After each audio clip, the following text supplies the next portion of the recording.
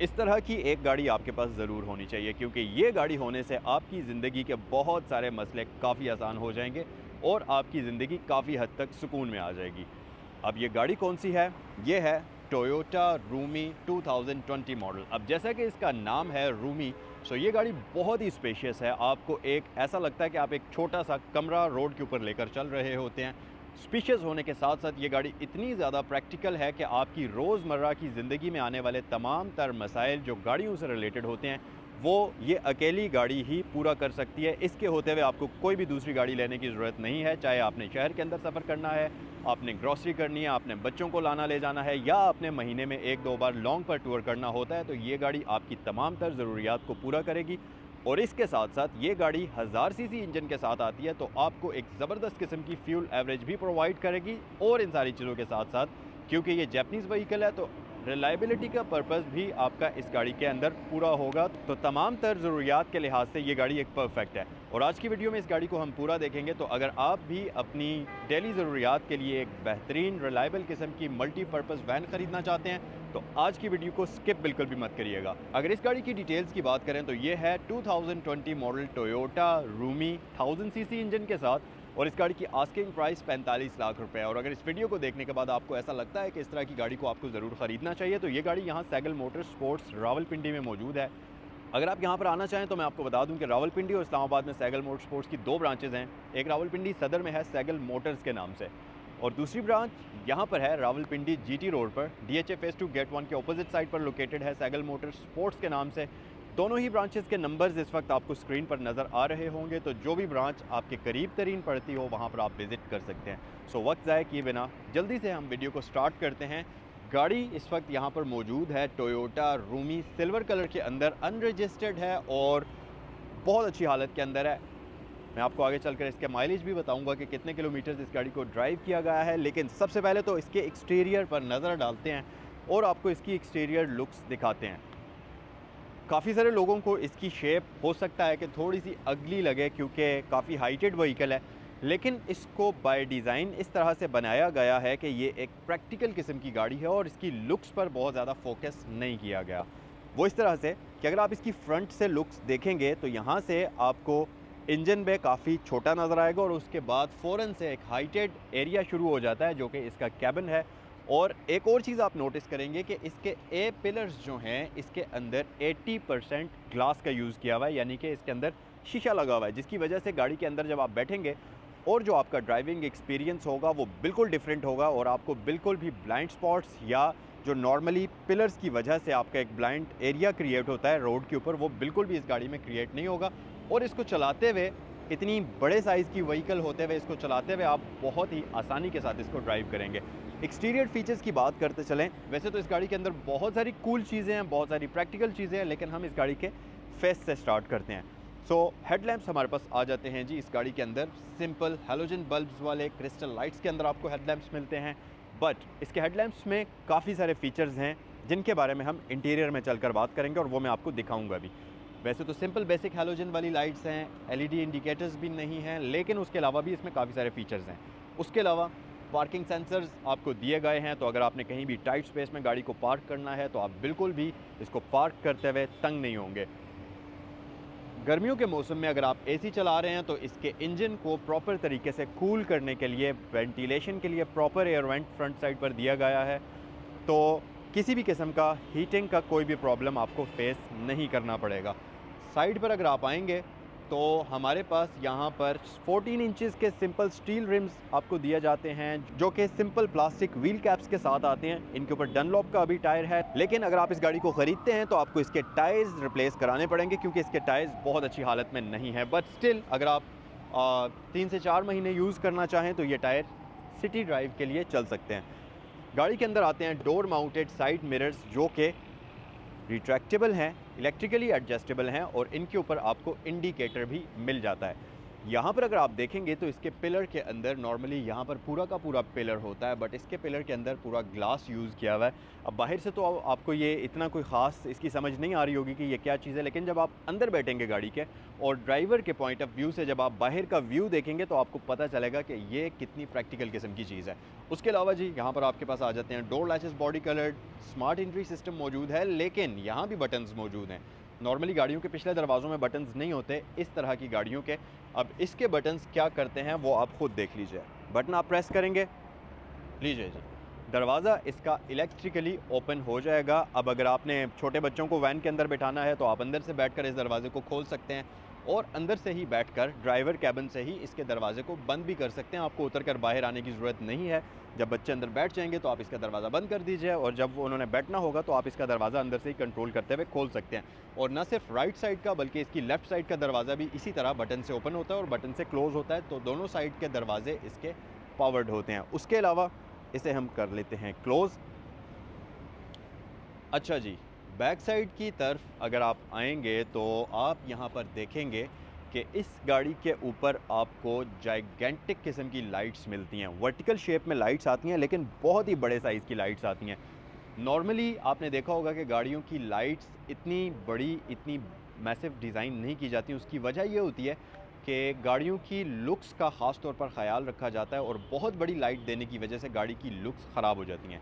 लेकिन इस गाड़ी के केस में कम्प्लीटली मामला डिफरेंट है, क्योंकि यहाँ पर सेफ्टी का ज़्यादा ख्याल रखा जाता है। लुक्स इतनी ज़्यादा मैटर नहीं करती, प्रैक्टिकलिटी ज़्यादा मैटर करती है, जिसकी वजह से आप अगर देखें तो आपको बहुत ही बड़ी वर्टिकल शेप में लाइट्स नज़र आएंगी, जो कि अगर आप ब्रेक अप्लाई करते हैं या अगर आपने डिम लाइट इसकी ऑन की हुई है तो पीछे से आने वाली व्हीकल को काफ़ी दूर से ही नज़र आ जाएगी।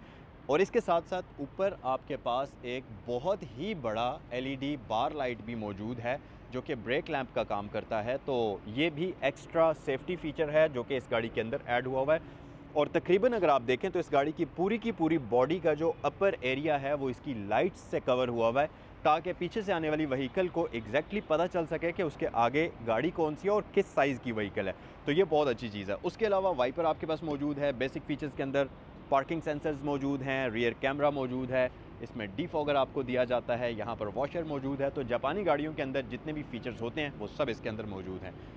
इसके साथ साथ यहाँ नीचे भी आपके पास रिफ्लेक्टर्स मौजूद हैं।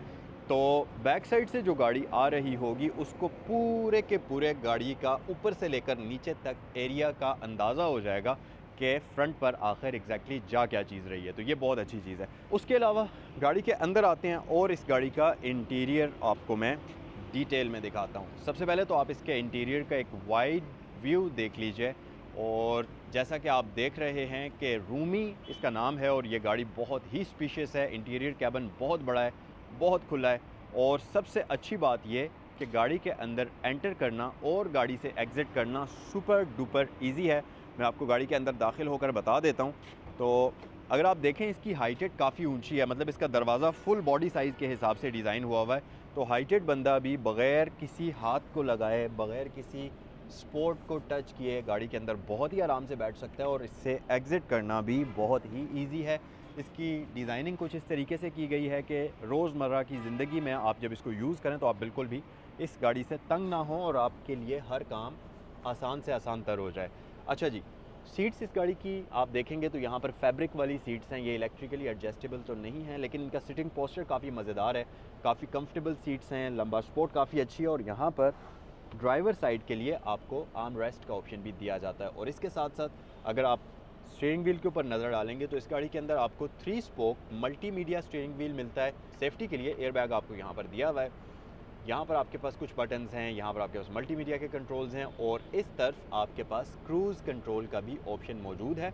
तो अगर आप इसको हाईवे पर कभी लेकर चले जाते हैं तो वहाँ पर भी आपके लिए काफ़ी आसानी होगी। और इसके साथ साथ कुछ और कंट्रोल्स इस गाड़ी के अंदर आपको मिलते हैं जो कि स्टीयरिंग व्हील की राइट साइड पर आपको नज़र आएंगे, जिनमें से सबसे ऊपर इंजन स्टार्ट स्टॉप बटन है और इसके दोनों इलेक्ट्रिकल डोर्स को आप यहीं से ओपन और क्लोज़ भी कर सकते हैं। नीचे इसमें एंटी कोलिजन सिस्टम आपको मिल जाएगा, ऑटो हाई बीम असिस्ट मिल जाएगा, ट्रैक्शन कंट्रोल है, इको आइडल है, हेडलैम्प्स की एडजस्टमेंट है। तो ये दो वो वाले फ़ीचर्स हैं जिनके बारे में मैंने आपको बताया था कि इसकी हेडलाइट्स में कुछ ख़ास फ़ीचर्स भी हैं। ऑटो हाई बीम असिस्ट करता ये है कि जब आप हाई बीम पर गाड़ी को ड्राइव करते हैं और जब गाड़ी के सामने से आने वाली ट्रैफिक को ये गाड़ी डिटेक्ट करेगी तो इसकी बीम ऑटोमेटिकली लो बीम पर शिफ्ट हो जाएगी और जैसे ही वो गाड़ी गुजर जाएगी इसकी बीम ऑटोमेटिकली हाई बीम पर शिफ्ट हो जाएगी। और इसके साथ साथ इसमें आपको एडजस्टमेंट भी मिलती है, तो आप मैनुअल तरीके से भी इसकी बीम को अपनी ज़रूरत के अकॉर्डिंगली ऊपर और नीचे भी कर सकते हैं, जो कि स्टैटिक होती है। उसके अलावा जी यहाँ पर आपके पास कुछ और फीचर्स हैं जिनके बारे में हम डिटेल से बात करते हैं। एक और चीज़ आप नोटिस करेंगे कि इस गाड़ी के अंदर आपको हर जगह पर स्टोरेज स्पेस, एक्स्ट्रा कंपार्टमेंट, इस तरह की बहुत सारी चीज़ें नज़र आएंगी। फॉर एग्जांपल यहाँ पर आपके पास स्टोरेज स्पेस मौजूद है, ग्लव बॉक्स बड़े साइज़ का है। उसके अलावा यहाँ पर नॉर्मली हैंड ब्रेक होती है, लेकिन इस गाड़ी की पार्किंग ब्रेक आपको फुट ब्रेक दी गई है, तो ये नीचे भी आपके पास एक एक्स्ट्रा स्टोरेज स्पेस है। तो इसमें आप कोई भी अपना बैग, शॉपर, कोई भी सामान रख सकते हैं। तो उस लिहाज से ये एक बहुत ही मज़े की चीज़ है। यहाँ नीचे पूरा का पूरा फ्लैट फ्लोर है जिसको आप काफ़ी तरीके से यूज़ कर सकते हैं। पाँव रखने के अलावा भी आप यहाँ भी कुछ सामान वगैरह रख सकते हैं। उसके अलावा सीट्स इसकी एडजस्टेबल हैं, आगे पीछे आप उनको अपनी ज़रूरत के अकॉर्डिंगली कर सकते हैं। हेड स्पेस बहुत ही ज़्यादा है, नी स्पेस डिसेंट किस्म की है, बट इसका स्टीयरिंग व्हील भी आप एडजस्ट कर सकते हैं। इसको आप ऊपर नीचे कर सकते हैं। टेलीस्कोपिकल नहीं है, बट टिल्ट एडजस्टमेंट आप इसकी कर ही सकते हैं।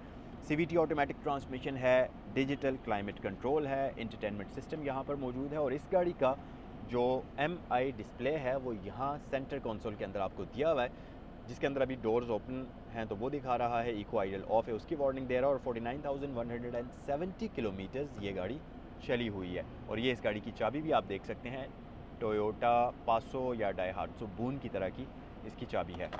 अच्छा जी, ये इंटरटेनमेंट सिस्टम आपके पास प्री इंस्टॉल्ड मिल जाएगा। आइए ज़रा बैक साइड पर चलते हैं और इस गाड़ी के रियर इंटीरियर को हम डिटेल में एक्सप्लोर करते हैं। अच्छा जी, अब आप देख सकते हैं कि इस गाड़ी की जो ड्राइवर सीट है ये मैंने नॉर्मल पोजीशन से कुछ ज़्यादा ही पीछे की हुई है, कुछ ज़्यादा ही कंफर्टेबल होकर मैं बैठा हुआ था, लेकिन उसके बावजूद पिछले पैसेंजर के लिए यहाँ पर नी स्पेस बहुत ज़्यादा है। और अगर आप इस सीट को नॉर्मल पोजीशन पर रखते हैं तो फिर मैं आपको इस तरफ आकर दिखाता हूँ और आप देख सकते हैं कि नी स्पेस यहाँ पर कितना ज़्यादा है।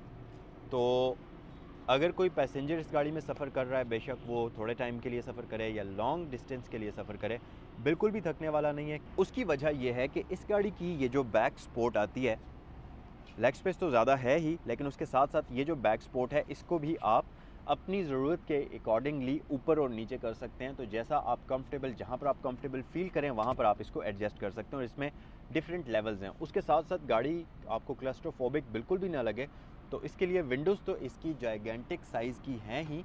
अगर आप देखें बहुत ही बड़ी विंडोज़ हैं, लेकिन उसके साथ साथ आपको पीछे इसमें बड़े साइज़ के क्वार्टर पैनल्स भी मिलते हैं। तो गाड़ी का इंटीरियर काफ़ी स्पेशियस मालूम होता है इन सारी चीज़ों की वजह से।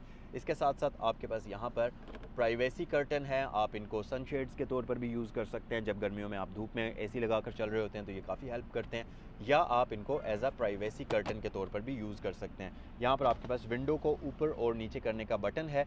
अब अगर आप देखें तो इसकी विंडो आधी नीचे जाती है, पूरी की पूरी ड्रॉप नहीं होती। उसकी वजह यह है कि ये बहुत ही बड़े साइज़ की विंडो है, और क्योंकि पिछले दरवाजे का जो व्हील आर्च होता है उसके अंदर भी काफ़ी सारा दरवाजे का एरिया कट जाता है, तो विंडो का नीचे जाने का स्पेस जो होती है उसकी वो नहीं होती। इसकी वजह से ये यहाँ तक ही नीचे होती है, और इसे हम ऊपर कर लेते हैं वापस। सो गाइस, ये है इस गाड़ी का कंप्लीट एक्सटीरियर, कंप्लीट इंटीरियर। एक और चीज़ रह गई है, वो भी मैं आपको बता देता हूँ कि अगर आपको इसकी बूट स्पेस बढ़ानी होती है और पैसेंजर्स को भी बैठाना है, बूट स्पेस भी बढ़ानी है, तो आप इसकी सीट को यहाँ पर नीचे एक लिवर आपके पास होगा, जिसको अगर आप पुल करेंगे तो आप इसकी सीट को इस तरीके से आगे मूव करते हुए इसकी बूट स्पेस को बढ़ा भी सकते हैं। अपनी ज़रूरत के अकॉर्डिंगली इस सीट को आगे या पीछे एडजस्ट करते हुए मूव कर सकते हैं, और इसकी बैक रेस्ट को भी आप एडजस्ट कर सकते हैं। सो इस तरीके से आप इसकी बूट स्पेस को बढ़ाना चाहें या लेग स्पेस को बढ़ाना चाहें, वो आपकी अपनी नीड के अकॉर्डिंगली डिपेंड करता है। सो गाइज़, ये था आज का रिव्यू। इस गाड़ी के अंदर आपको 1000 सीसी इनलाइन 3 सिलेंडर इंजन मिलता है, जो कि नॉर्मली टोयोटा पासो, डायहाट्सो बून, इन गाड़ियों के अंदर भी आपको मिल जाता है। तो ये था आज का रिव्यू। कमेंट सेक्शन में मुझे बताइए कि ये गाड़ी आपको कैसी लगी, और अगर आप इस तरह की कोई वैन ख़रीदना चाहते हैं तो ये गाड़ी यहाँ पर सैगल मोटरस्पोर्ट्स पर अवेलेबल है, और इस तरह की और भी कई ऑप्शंस यहाँ पर अवेलेबल हैं। मज़ीद इन्फॉर्मेशन के लिए स्क्रीन पर दिया हुए नंबर पर कॉल करें, और अगर आज की वीडियो आपको पसंद आई है, हेल्पफुल रही है आपके लिए, तो वीडियो को लाइक करना मत भूलें। आपसे नेक्स्ट वीडियो में मिलते हैं। अस्सलाम वालेकुम।